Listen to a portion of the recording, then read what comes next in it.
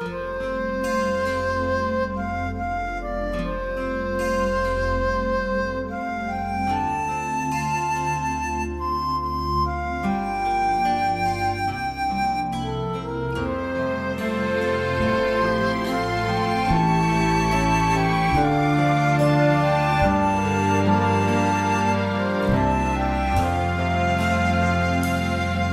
地上，我还有谁？在天上，别无他名，唯有耶稣是我依靠，唯有你是独一真神，我的主。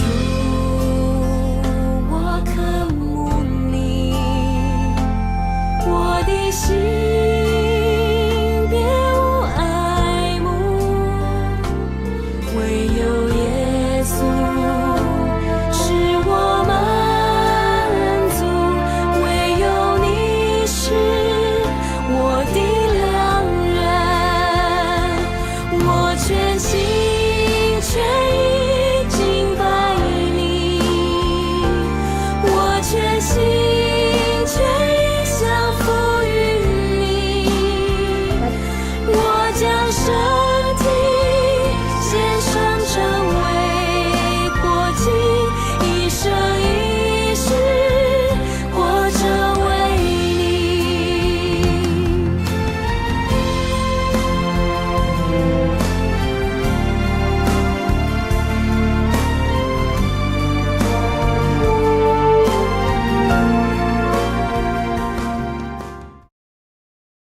弟兄姐妹们平安。今天是12月6日，我要分享的主题是领导者的风范，记载在旧约圣经尼希米记第5章1到19节。尼希米记第5章提到这位犹大人的领袖尼希米，他是一位负责任且有智慧的领袖。虽然当时仍是在重建城墙计划的重要时刻，但当他听到了百姓的呼喊后，愿意以身作则，来解决当地富有人压迫穷苦人的疑难，为穷苦人来伸张正义，充分表现出这位上帝所重用的仆人之良好品格和领袖的魄力。尼希米是一位敬畏神、凡事祷告的人，他大公无私，有勇有谋。在第5章开始，第1到5节是来自于犹太穷苦百姓的哀怨声。尼希米第5章第1节，过了一段时间，许多人，男的女的都有，开始抱怨他们的犹太同胞。有的说，我们有这么大一家人，需要粮食糊口才能存活。有的说，我们必须点押田地、葡萄园、房屋，才有足够的粮食充饥。也有人说，我们必须借钱来纳田地和葡萄园税给皇上。我们跟我们的犹太同胞是同一种族，我们的儿女跟他们的儿女没有什么差别，我们却被迫的非叫我们的儿女去做奴隶不可。我们的女儿有些已经被卖做奴隶了，我们都无能为力，因为我们的田地和葡萄园都被人夺走了。在这段经文，我们可以看到，穷人们的难处在于粮食短缺、高税收，有的没钱没地，只好卖儿为奴；稍好一些的，也得抵押田地，借钱纳税。重点是，这些穷苦人卖儿卖女，典当田产的对象，居然是同为犹太人的这些官长。这些人不但没有心存怜悯去周济穷苦人，反倒雪上加霜，放高利贷，剥削他们的同胞。这些被埋怨的犹太人有2种，一种是在放逐期间发达又把财富带回来的犹太人，另一种是在所罗巴伯之前近1个世纪已经定居在耶路撒冷的犹太人后裔。他们当中有不少人从商而致富。第6节，我听到他们的哀叹和抱怨，很是生气，决定要解决这事。我谴责民众的首领和官长们说，你们竟然剥削自己的同胞。我聚集群众开会来处理这问题，对他们说，我们曾经尽最大的努力赎回那些不得已卖身给外族的犹太弟兄，现在你们竟强迫弟兄出卖自己给自己的犹太同胞。领袖们默不作声，无话可说。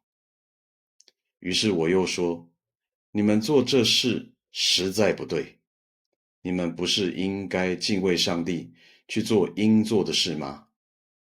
不要让我们的外族敌人有任何借口嘲笑我们。从第6节到第9节当中，我们看到不少回归的以色列人都受到财后势大的同胞欺压。这些首领和官长们借出大量金钱，当债务人无法偿还时，便没收他们的田地，或迫使他们出卖儿女去做奴隶。这情况十分普遍。尼希米痛恨这般诈人肥己的犹太人。第7节当中提到剥削自己的同胞，和合本圣经是写向弟兄取利，意指向同胞收取高利贷。这种行为违反了出埃及记22到25章所记载的律法。尼希米敬畏神，通晓遵行神的律例典章。当他听到不道德不公平的事而发怒，在这里他强调要关怀穷人和受压迫者。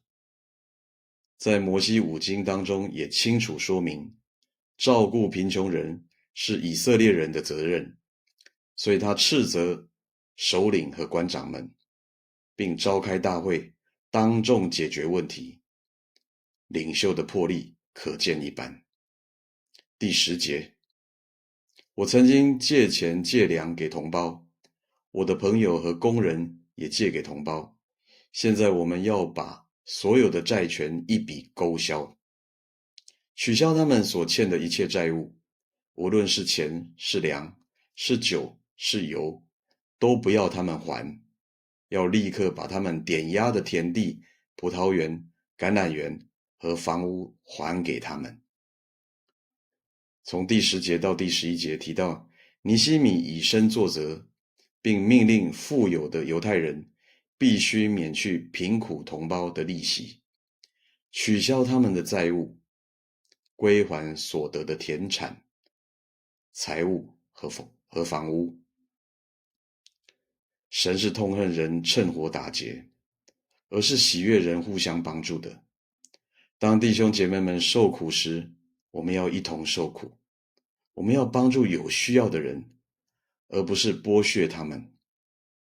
在使徒行传4章34到35节中，初代教会就是因为不分彼此，凡物公用而受到称赞。箴言28章29节也提到，周济贫穷的，不致缺乏。这正是神给予我们的教导。第12节，领袖们回答，我们愿意照你说的去做，归还财产，不向他们索债。于是我召祭司来，叫领袖官员们在他们面前发誓，要遵守刚才的诺言。然后我解下围在腰间的带子，抖着说，上帝要抖掉那不守誓言的人，夺走他的房子和他所拥有的一切，使他一无所有。所有在场的人都说阿们，并且赞美上主。民众照他们的许诺做了。12到13节，我们可以看到，被责备的妇人们立刻承诺归还不义之财。尼希米让他们在祭司面前起誓，必须先照他们所说的去行。而在13节，和合本圣经记载是抖着胸前的衣带。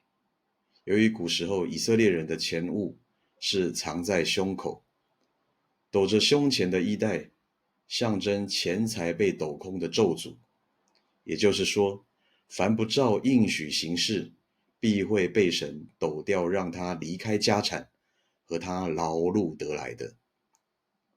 第14节，在我做犹大省长的12年中，就是从亚达薛西做皇帝的第20年到32年，我和我的亲属都没有吃省长应得的食粮。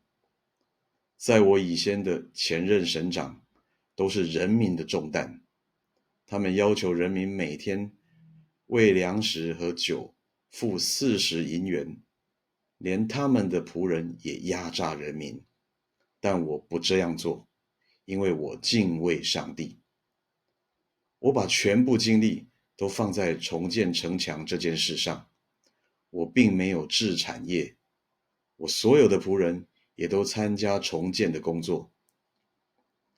尼希米的这番话是要以他作为省长12年来的清廉，来对比他上任之前地方官对百姓压榨不公义的行为。他把所有的焦点都放在重建城墙，除了督导整个工程，也与仆人一起来修城墙。他不是那种受到千军保护而远离群众的那种官僚，而是实际参与工作的领袖。他也不以自己的地位来辖制百姓。作为一个好领袖，要密切跟进工作，用言语加上行动，才称得上是最好的领导。第17节，在我餐桌吃饭的犹大人民和领袖通常有150人，另外还有从邻国来见我的人。每一天我要预备1头公牛、6只肥羊和许多鸡。每10天我要供给1批新酒。虽然如此，我并没有要求省长应得的俸禄，因为我知道人民已经负担很重。